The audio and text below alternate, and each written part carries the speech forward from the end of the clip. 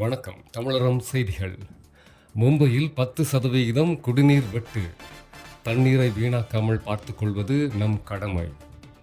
மும்பைக்கு குடிநீர் வழங்கும் நீர்நிலைகளில் நீர் இருப்பு குறைந்து வருவதாலும் அடுத்த ஆண்டு பருவமழை குறைவாக இருக்கக்கூடும் என்ற இந்திய வானிலை ஆய்வு மையத்தின் எச்சரிக்கையையும் கருத்தில் கொண்டு மும்பை மாநகராட்சி நிர்வாகம் மே 15ஆம் தேதி முதல் 10% நீர் விநியோக குறைப்பை அமுல்படுத்த முடிவு செய்துள்ளதாக தகவல்கள் தெரிவிக்கின்றன.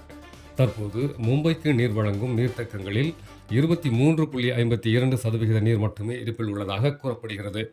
இருப்பினும் பாட்ஷா மற்றும் அப்பர் வைத்தன்னா அணைகளில் இருந்து கூடுதல் நீர் கிடைப்பதால் மக்கள் அச்சப்பட தேவையில்லை என மும்பை மாநகராட்சி தெரிவித்துள்ளது.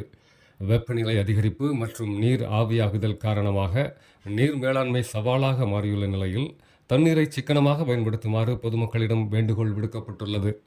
வாளியில் குளித்தல், குழாய் கசிவுகளை உடனே சரி செய்தல், தேவையற்ற நீர் விரயத்தை தவிர்த்தல், நீர் சேமிப்பு சாதனங்களை பயன்படுத்துதல் போன்ற நடைமுறைகளை பின்பற்றுமாறு அறிவுறுத்தப்பட்டுள்ளது.